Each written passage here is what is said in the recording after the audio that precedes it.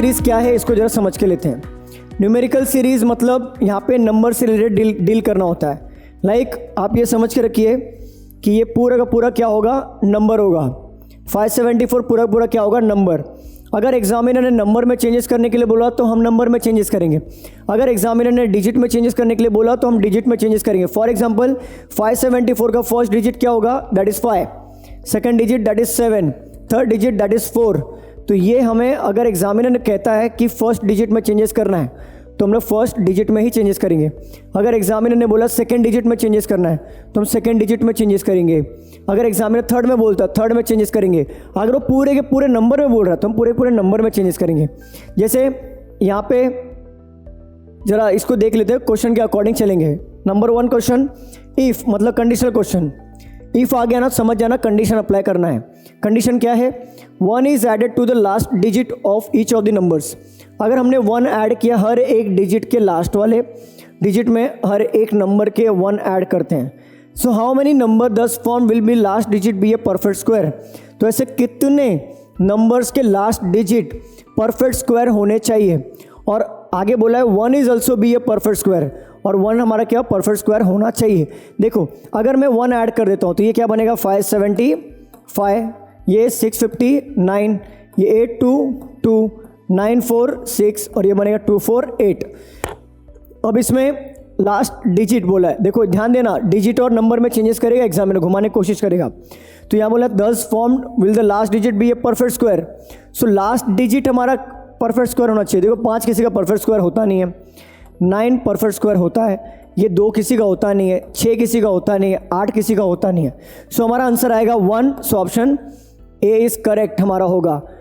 देखो यहाँ पे सेकंड क्वेश्चन क्या कह रहा है, if conditional question again, if 1 is subtracted from the first digit. देखो डिजिट बोला है ना कि नंबर बोला है, digit of each of the numbers. चलिए 1 सब्सट्रैक्ट कर लेते हैं। So how many numbers will be divisible by 3। यहाँ पे कुछ अलग तरीका बताऊंगा, पहले यहाँ पे देख लेते हैं। 1 सब्सट्रैक्ट करना है हर एक फर्स्ट डिजिट में, तो ये क्या हो जाएगा 474, ये हो जाएगा हमारा 558, ये हो जाएगा 721, ये हो जाएगा 844, 845, ये हो जाएगा 147। देखो फर्स्ट डिजिट हमने हर एक का फर्स्ट डिजिट में एक एक कम कर दिया। एक एक कम करने के बाद पूछा है हाउ मेनी नंबर्स, देखो नंबर पूछा है, डिजिट नहीं पूछा, नंबर पूछा है। 10 फॉर्म मतलब newly form numbered will be divisible by 3। देखो divisible by 3, divisible by 5, divisible by 2, इस वही क्वेश्चंस आते हैं। सिंपल सा कॉन्सेप्ट है। डिविजिबल बाय 2 बोला तो लास्ट का जो डिजिट होगा वो इवन होगा। ऐसे लास्ट के डिजिट में 2, 4, 6 आ गया तो समझ जाओ 2 से डिवाइड होगा। डिविजिबल बाय 5 होगा तो समझ जाना लास्ट के डिजिट में या तो 5 होगा लिखा हुआ या तो 0 होगा, तो divisible by 5। But divisible by 3 अगर पूछा तो क्या करना है, सिंपल सा कॉन्सेप्ट है। क्या करना है, ये सारे डिजिट्स को आपस में ऐड करो, इनका एडिशन अगर ये 3 के टेबल में आता है तो समझ जाइए कि डिविजिबल बाय 3 है। जैसे यहाँ पे 4 + 7 कितना हो जाएगा 11 + 4 15, तो ये हमारा 3 से डिवाइड होने वाला है क्योंकि 15 हमारा 3 के टेबल में डिवाइड होता है। अब यहाँ पे देखो 5, 5, 8, 18 हो रहा है टोटल, तो ये भी 3 से डिवाइड होगा। ये देखो 7, 2, 9 और 1 10 3 के टेबल में नहीं आता तो डिवाइड नहीं होगा। 8 और 4 12 + 5 17, ये भी नहीं होगा। ये 5 + 7, ये हो गया हमारा 5 + 7 दैट इज़ 12, ये भी हमारा डिवाइड होगा 3 से। सो 3 नंबर्स हमारे 3 से डिवाइड हो रहे हैं, सो हमारा आंसर आएगा डी, दैट इज़ 3 आएगा। देखो थर्ड क्वेश्चन क्या कहता है, इफ़ ईच नंबर, हर एक नंबर, all 3 digits are arrange in ascending order. देखो असेंडिंग ऑर्डर और डिसेंडिंग ऑर्डर पे भी क्वेश्चंस पूछे जाते हैं। तो असेंडिंग ऑर्डर का मतलब होता है बढ़ती क्रम, जैसे 1, 5, 8, 12, 100, 1000, lakhs ऐसा बढ़ रहा है, दैट इज़ असेंडिंग ऑर्डर।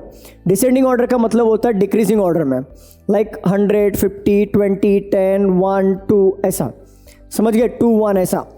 तो असेंडिंग ऑर्डर मतलब बढ़ते क्रम में रखना है। सो ईच नंबर, हर एक नंबर, all 3 digits are arrange in ascending order within the numbers. Within the numbers का मतलब आपस में ही अरेंज करना है असेंडिंग ऑर्डर। चलिए अरेंज करते हैं असेंडिंग ऑर्डर। तो ये क्या बनेगा 4, 5, 7, ये बनेगा 5 6 8, ये बनेगा 1 2 8, ये बनेगा 4 5 9, ये बनेगा 2 4 7।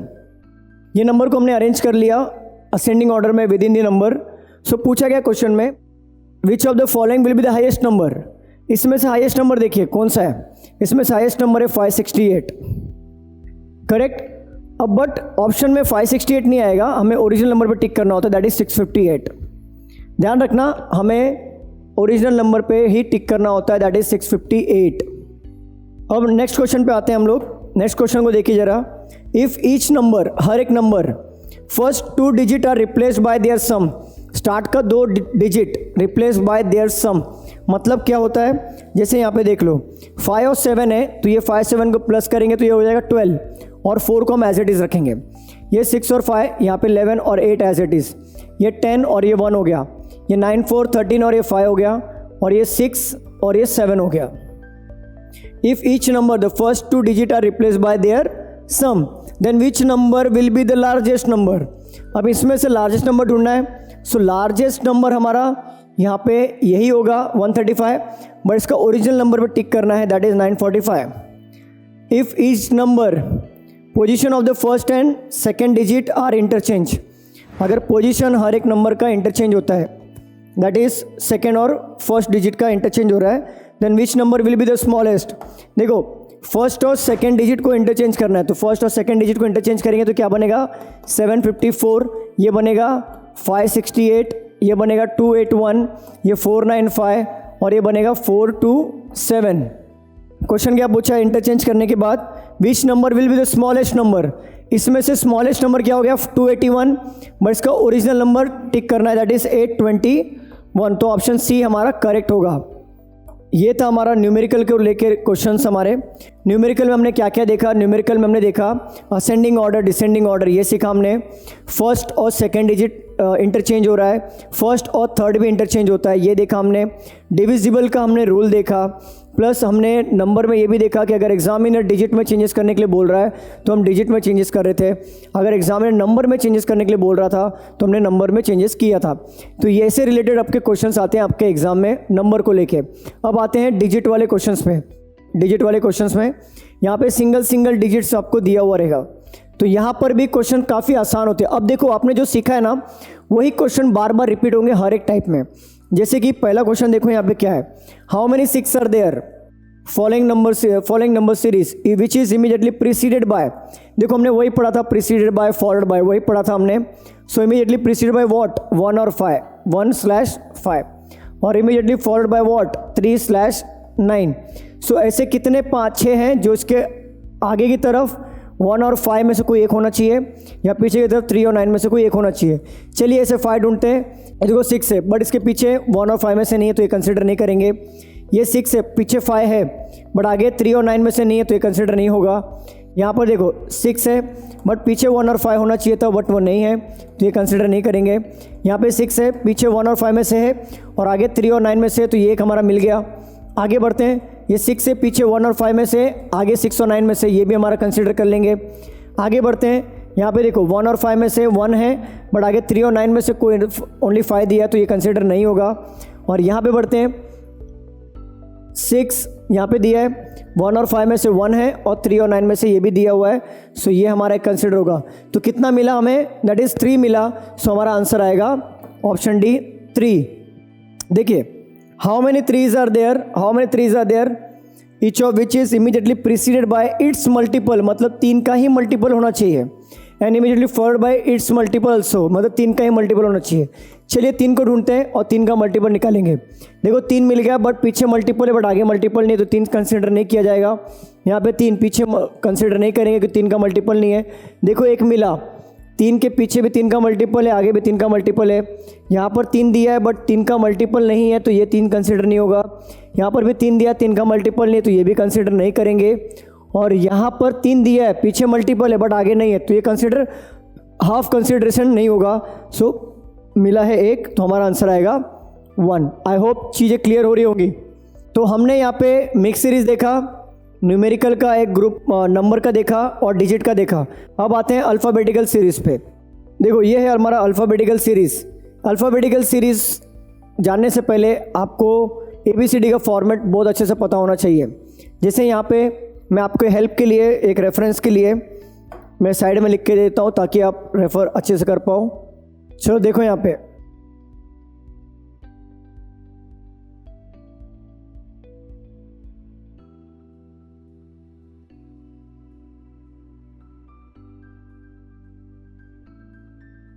स्टूडेंट्स देखो मैंने जो ABCD लिखा है वो A to M लिखा है, देन N to Z लिखा है अपोजिट फॉर्मेट में। मतलब A से M इस तरीके से आगे बढ़ते रहेंगे, नेक्स्ट एलिमेंट, देन N पे आओगे तो नेक्स्ट एलिमेंट इस तरीके से आगे बढ़ना है, ध्यान रखना इस बात को, Z तक। प्रीवियस एलिमेंट बोला तो पीछे जाना है इस तरीके से, फिर यहाँ से पीछे आपको जाना है, ध्यान रखना इस बात का। क्वेश्चन नंबर 1 क्या बोला है, if the vowel in each of the given word its change to its next letter, vowel हर एक वर्ड का नेक्स्ट लेटर में चेंज होगा, and its consonant previous letter में चेंज होगा according to English alphabetical series. तो English alphabetical series के according, so how many words are repeated letters, ऐसे कितने लेटर्स हैं जो रिपीट हो रहे हैं। सो रिपीटेड लेटर्स कितने हैं, चलिए ढूंढते हैं। पहले उसके पहले हमें ये जो वर्ड दिया हुआ है उसको अरेंज करना पड़ेगा, जो कंडीशन दी है। कंडीशन क्या है, वॉवेल का जितने भी लेटर्स है उसको नेक्स्ट में कन्वर्ट करना है, कॉन्सोनेंट का जितने भी लेटर्स है उसको प्रीवियस कन्वर्ट करना है। तो पहले वॉवेल को हम निपटा देते हैं। देखिए यहाँ पे O लिखा हुआ है तो O का next letter that is P हम कर लेंगे, यहाँ पर A का next letter that is B हम कर लेंगे, यहाँ पर भी B हो जाएगा, यहाँ पर भी B हो जाएगा, यहाँ का I का J हो जाएगा और E का F हो जाएगा। यहाँ पर जितने भी कॉन्सोनेंट है उसको प्रीवियस में कन्वर्ट करना है।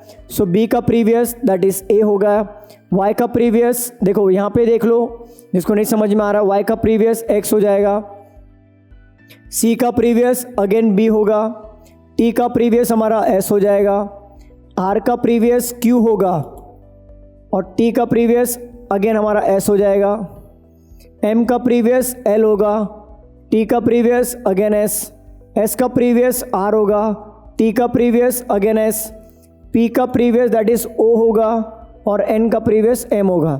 तो क्वेश्चन में क्या पूछा है, हाउ मेनी वर्ड्स, ऐसे कितने वर्ड्स हैं जिसके रिपीटेड लेटर्स हैं। तो कितने वर्ड है, वर्ड पूछा हुआ है तो वर्ड एक ही कंसिडर होता है, पूरे ग्रुप को काउंट करोगे तो एक ही कंसिडर होगा। सो ऐसे कितने वर्ड्स हैं जिसमें रिपीटेड, दैट इज़ ये B और B रिपीट हो रहा है, तो हमारा आंसर आएगा 1 आएगा, क्योंकि एक ही दिख रहा है हमें, एक ही लेटर है ना यहाँ पे, 2 जो रिपीट हो रहा है, लेकिन वर्ड काउंट करने के लिए बोला है तो वर्ड तो एक ही कंसीडर होगा ना, इसके लिए यहाँ पर 1 कंसीडर करेंगे।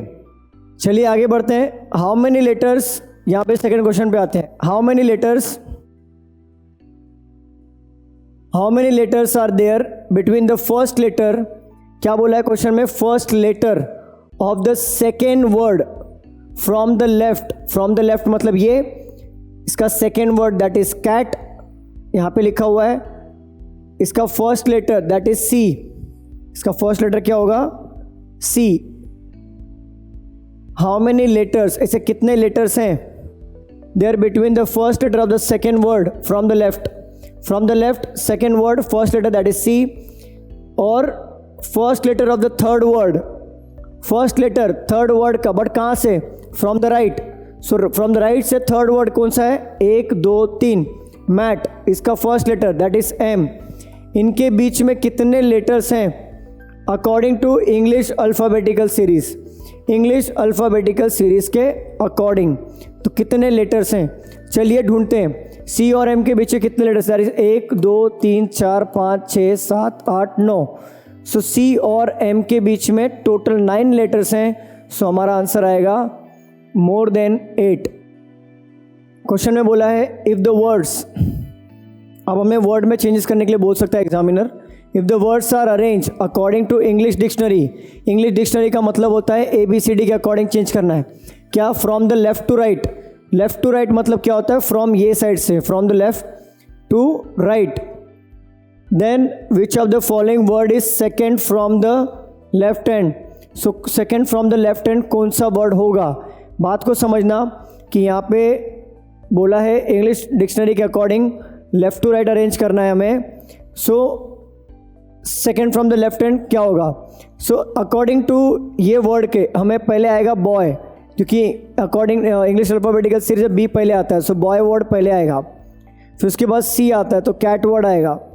सो पूछा भी क्वेश्चन में क्या है, second from the left, second from the left cat ही आएगा, तो हमारा आंसर कैट है, बाकी लिखने की गरज ही नहीं है। क्वेश्चन में क्या पूछा है, if all the letters in each word, हर एक लेटर का, हर एक लेटर हर एक वर्ड का according to English alphabetical series में अरेंज करना है from left to right, so how many meaningful words are formed. बात को समझना, इफ़ ऑल द लेटर्स, हर एक लेटर को, each word are arrange according to English alphabetical series. चलिए अरेंज करते हैं, पहले क्या आएगा, बी आएगा, फिर ओ आएगा, वाई आएगा, तो ये मीनिंगफुल वर्ड बन रहा है बॉय। यहाँ पे ए आएगा पहले, फिर सी आएगा, फिर टी आएगा, ये एक्ट बन रहा है, ये भी होगा।